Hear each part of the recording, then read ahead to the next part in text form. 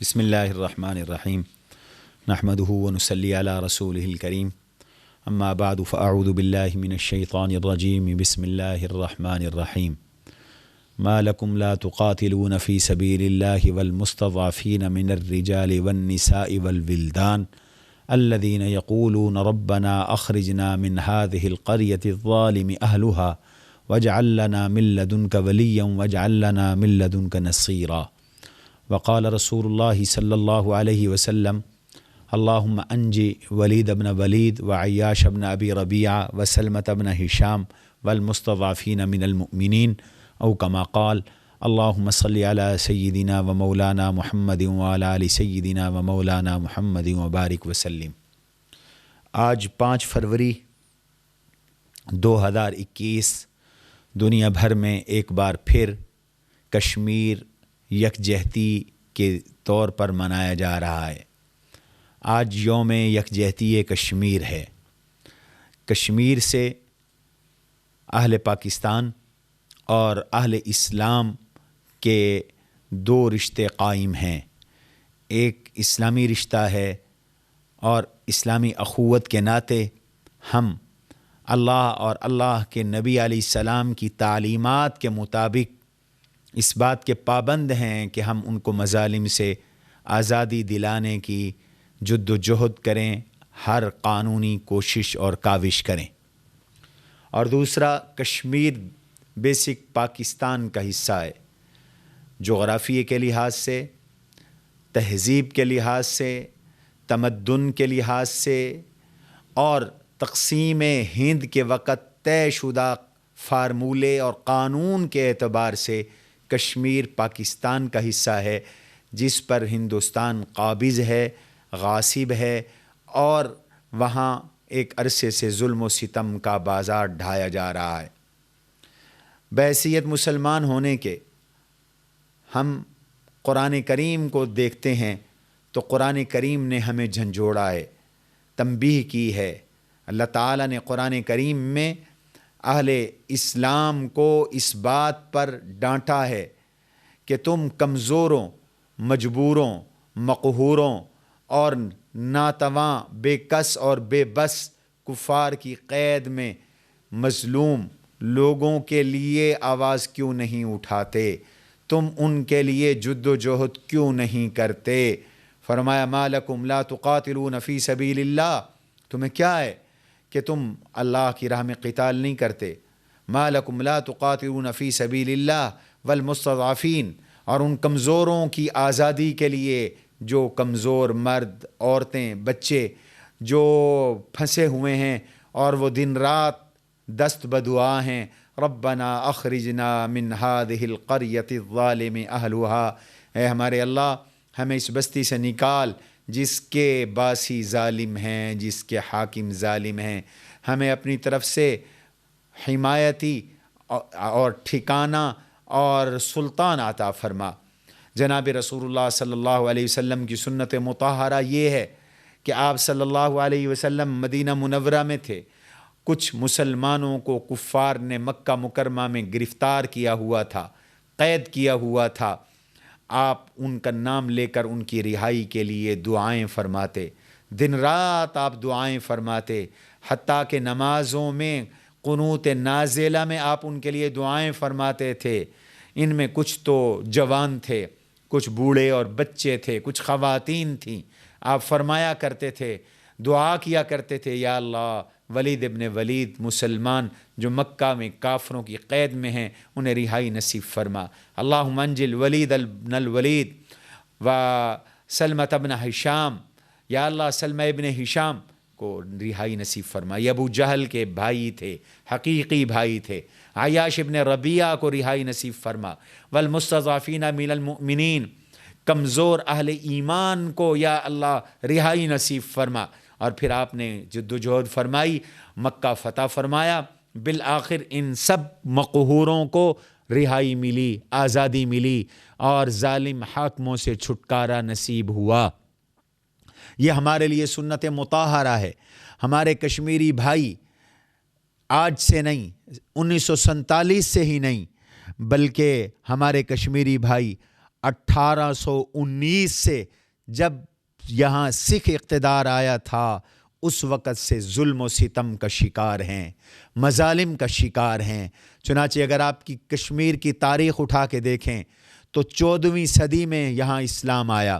رام چندر جو یہاں کے حاکم تھے، انہوں نے ایک عرب مسافر سید بلبل شاہ صاحب کے ایمان سے، اخلاق سے، کردار سے، معاملات سے متاثر ہو کر اسلام قبول کیا، اور یوں کشمیر پورا کا پورا مسلمان ہوا۔ اللہ تعالیٰ نے 15ویں صدی میں ان کشمیریوں کو ایک نیک دل بادشاہ عطا کیا، جس کو سلطان زین العابدین کہا جاتا ہے، بڑا بادشاہ بھی انہیں کہا جاتا ہے۔ انہوں نے پورے کشمیر میں عدل و انصاف، مساوات، برابری، اخوت، بھائی چارے کا ایک ماحول بنا دیا، ایک مثال قائم فرما دی، اور انہوں نے جامع مسجد تعمیر کی، جامع مسجد کے ساتھ دارالعلوم ایک بہت بڑا مدرسہ بنایا، دینی تعلیم کا انہوں نے آغاز فرمایا۔ لیکن 1585 میں یہاں مغل حکمرانوں کی حکومت قائم ہو گئی، اور جلال الدین اکبر نے کشمیر کو فتح کیا اور اسے مغلیہ سلطنت میں شامل کر لیا۔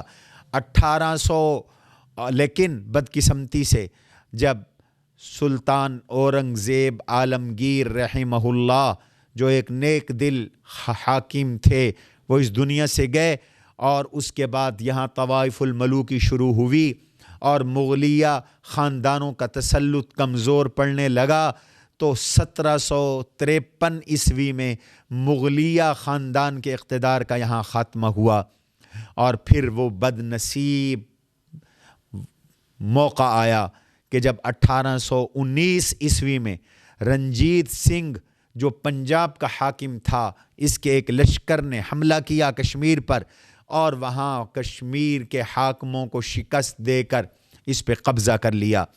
ڈوگرا خاندان اس کا اعلی کار تھا، ان کے تعاون سے صرف قبضہ ہی نہیں کیا، بلکہ اپنی روایت کے مطابق ان سکھوں نے یہاں ظلم اور ستم کی ایک خون چکاں داستان رقم کر دی، قتل عام کیا، مسلمانوں کا قتل عام کیا، یہاں کی صنعت کو تباہ اور برباد کیا، یہاں کے کاروبار کو تباہ اور برباد کیا۔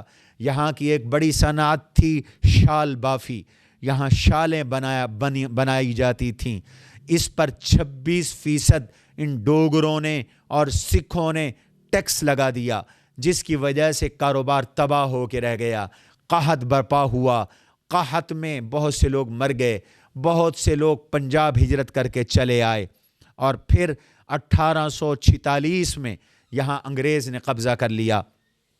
انگریز یہاں حاکم بنا تو انگریز کو یہاں پر قادیانیوں کی سپورٹ پہلے سے حاصل تھی۔ مرزا غلام احمد قادیانی جو ایک جھوٹا نبی تھا، اس کا جو پہلا خلیفہ تھا، اس کا نام مرزا حکیم نور الدین، یہ انگریز حاکم کا معالج تھا۔ یہ معالج کے روپ میں جاسوسی کا فریضہ سر انجام دیتا تھا۔ تو اور اس کے ساتھ انگریز کو یہاں پر سکھوں کی حمایت نصیب ہوئی۔ سکھ مہاراجہ گلاب سنگھ، اس نے بھی جاسوسی کے فرائض سر انجام دیے تھے۔ تو 16 مارچ 1846 عیسوی کو انگریز نے مہاراجہ گلاب سنگھ کو کشمیر 75 لاکھ روپے، 1 گھوڑے، 12 بکریوں اور 6 جوڑے شال کے عوض میں فروخت کر دیا، اور یہاں پر اب مستقل ڈوگروں کی حکومت قائم ہو گئی۔ ڈوگروں نے ظلم و ستم کے پھر سے پہاڑ ڈھانے شروع کیے، 26% ٹیکس کو 52% ٹیکس کے اندر تبدیل کیا، گائے ذبح کرنے پر پابندی لگا دی۔ اگر کوئی مسلمان گائے ذبح کرتا تھا تو اس کے پورے خاندان کو شہید کر دیا جاتا تھا۔ کوئی سکھ اگر کسی مسلمان کو قتل کر دیتا تھا تو اس کی معمولی سی سزا تھی، اور وہ سزا تھی صرف 14 روپے۔ ان 14 روپوں میں 2 روپے مقتول کے خاندان کو ملتے تھے، اور 12 روپے ملا کرتے تھے اس ڈوگرا خاندان کے بیت المال کو، سرکاری خزانے کو ملا کرتے تھے۔ یوں مسلمانوں نے ایک بار پھر یہاں سے ہجرت کی. تو دیکھیے یہ بیچارے کشمیر کے مسلمان 1819 سے ظلم و ستم کا شکار ہوئے. ان پہ رنجیت سنگھ کے آلہ کاروں نے مظالم ڈھائے, ڈوگرا خاندان نے مظالم ڈھائے, قحط تک یہاں آیا, اور پھر انگریزوں سے لے کر ڈوگروں نے اپنے مظالم کو اور دگنا کر دیا. تو 1819 اور پھر 1819 کے بعد 1846 1931 میں یہاں ظلم عروج پر تھا. ایک مسلمان خاندان کو شہید کر دیا ان ڈوگروں نے. تو نتیجہ یہ نکلا کہ پورے کشمیر میں بغاوت پیدا ہو گئی, احتجاجی مظاہرے شروع ہو گئے. آزادی کی تحریک نے جنم لیا. 1931 سے یہاں آزادی کی تحریک چل رہی ہے. تو اب کوئی چارہ کار نہ رہا انگریز اور ڈوگروں کے پاس کہ وہ یہاں سے فارغ ہوں. انگریز سرپرستی کر رہے تھے ڈوگرا خاندان کی. اب انگریز کو اس بات کا اندیشہ تھا کہ چونکہ کشمیر کی سرحدیں روس کے ساتھ ملتی ہیں تو کہیں روس کشمیر کے رستے ہندوستان پہ نہ قبضہ کر لے. اس لیے اسے ضرورت تھی کہ کوئی ان کا آلہ کار یہاں حاکم بنے. ڈوگروں کو لوگ قبول کرنے کے لیے تیار نہیں تھے. اس مقصد کے لیے ان کے پاس حکیم نور الدین اور مرزا غلام احمد قادیانی کے پیروکار موجود تھے. چنانچہ مرزا بشیر الدین جو مرزا غلام احمد قادیانی کا دوسرا خلیفہ تھا, اس کو فرنٹ لائن پر لایا گیا اور اس نے آل انڈیا کشمیر کمیٹی کے نام سے ایک کمیٹی قائم کی جس کا وہ خود صدر بنا, اور مرزا عبد الرحیم اس کا جنرل سیکرٹری بنا. صدر بھی قادیانی اور جنرل سیکرٹری بھی قادیانی. اور عدم علم کی وجہ سے حضرت علامہ ڈاکٹر محمد اقبال مرحوم وہ بھی اس کمیٹی کا حصہ بن گئے. لیکن علامہ انور شاہ کشمیری رحمہ اللہ, شیخ الحدیث دارالعلوم دیوبند اور خاتم المحدثین بر صغیر کے نامور محدث اور فقیہ, انہیں جب پتہ چلا تو علامہ اقبال ان کے معتقد تھے. انہوں نے علامہ اقبال کو لیا اور ان کی ذہن سازی کی, انہیں سمجھایا, قادیانی سازش کے بارے میں بتلایا. تو یوں علامہ اقبال پر قادیانی سازش آشکارا ہوئی. علامہ اقبال رحمہ اللہ نے اس کمیٹی سے علیحدگی کا اعلان کیا اور پھر خود وہ اس کمیٹی کے چیئرمین بنے. لیکن بعد میں انہوں نے اس کمیٹی کو توڑ دیا. ادھر جب قادیانیوں کا اقتدار کشمیر پر منڈلانے لگا تو مجلس احرار اسلام اور امیر شریعت سید عطا اللہ شاہ بخاری رحمہ اللہ نے یہاں کشمیر میں لوگوں کو آ کر بتلایا کہ قادیانیوں کے کیا مقاصد ہیں اور مرزا غلام احمد قادیانی اور اس کی ذریت کے کیا عقائد ہیں, اور یہ بتلایا کہ ان کا اسلام سے کوئی تعلق نہیں. تو پورا کشمیر اس کا نام نہاد کشمیر کمیٹی اور مرزا بشیر الدین کے خلاف کھڑے ہو گئے اور 30,000 یہاں کے لوگوں نے گرفتاریاں دیں. امیر شریعت سید عطا اللہ شاہ بخاری رحمہ اللہ اور مجلس احرار اسلام آل انڈیا کے رہنما, انہوں نے قربانیوں کی ایک تاریخ رقم کر دی. چنانچہ اب کوئی صورت نہ رہی اس کے سوا کہ صلح کی جائے, لیکن وہ صلح میں بھی انگریز دھوکہ دینا چاہتا تھا. اس لیے تحریک جاری رہی. بالآخر 1947 میں تقسیم ہند کا فیصلہ ہوا اور 14 اگست 1947 کو پاکستان معرض وجود میں آیا. تو اس وقت تمام ریاستوں کو یہ اختیار دیا گیا کہ جو جس ریاست جس ملک کے ساتھ چاہے شامل ہو جائے. ریاست بہاولپور پاکستان کے ساتھ شامل ہوئی, ریاست ٹانک پاکستان کے ساتھ شامل ہوئی, اور کشمیر کو بھی اس طرح کا اختیار تھا.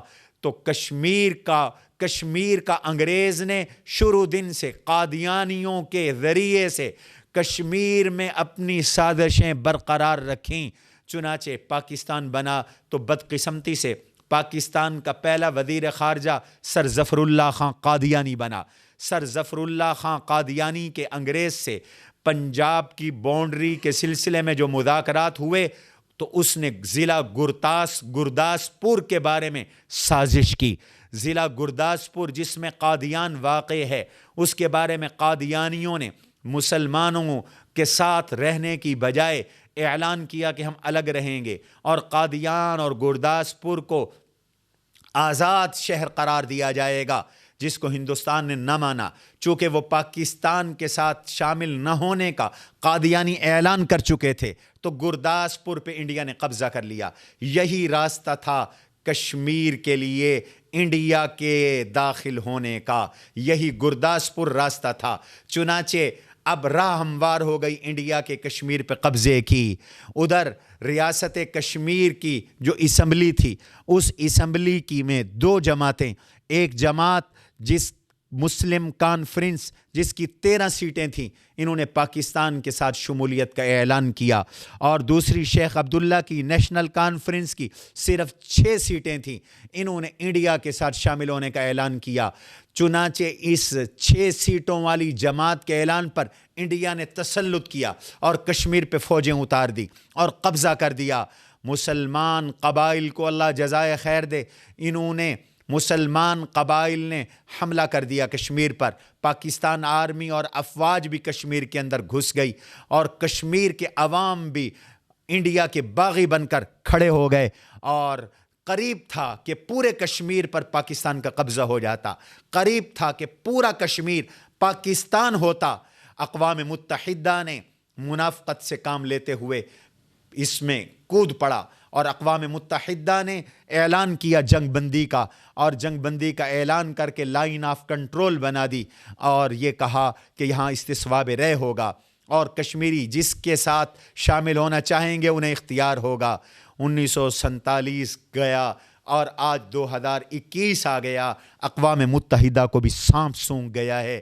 کشمیری 1931 سے اور اس سے پہلے کشمیری سن 1819 سے مسلسل ظلم و ستم کا شکار ہیں۔ ان کی تیسری نسل کٹ رہی ہے، ان کی تیسری نسل ذبح ہو رہی ہے، گاجر مولی کی طرح انہیں کاٹا جا رہا ہے۔ پہلے تو اقوام متحدہ کی ان قراردادوں پہ عمل نہیں ہوا، اور پھر گزشتہ سال آپ جانتے ہیں کہ سن 2020 میں ہندوستان نے یک طرفہ طور پر کشمیر پہ قبضہ کر لیا، اور اس کی متنازع حیثیت کو ختم کر کے وہاں لاک ڈاؤن لگا دیا۔ تقریباً 550 دن ہونے کو ہیں کشمیری جیتے جی مرے ہوئے ہیں، ان کا گلا دبا ہوا ہے، وہ گھروں میں محصور ہیں، ان کو کھانے پینے کی چیزوں تک کی تنگی ہے، ان پہ ٹیلی فون اور نیٹ تک کو بند کر دیا گیا ہے، لیکن اقوام عالم اس پر خاموش ہیں۔ میں اس موقع پر اپنے کشمیری بھائیوں کو یہ پیغام دینا چاہتا ہوں کہ پاکستان کے مسلمان آپ کے ساتھ ہیں، ہماری جان ہیں آپ، ہمارا ایمان اور ہمارا دل ہیں آپ، ہمارا پانی کشمیر سے آتا ہے، گویا کہ ہم کشمیر کے ساتھ جیتے ہیں، اور کشمیر ہم جنت نظیر ہے، اور کشمیر سے ہمارا ایمانی رشتہ ہے، جغرافیائی رشتہ ہے، ہمارا آئینی رشتہ ہے، وہ پاکستان کا حصہ ہے، اس کے اوپر جبراً قبضہ کیا گیا ہے۔ ہم دعا گو ہیں کہ اللہ تبارک و تعالی جلد کشمیر کو رہائی نصیب فرمائے اور کشمیریوں کو اس ظلم سے نجات نصیب فرمائے۔ وما علینا الا البلاغ المبین۔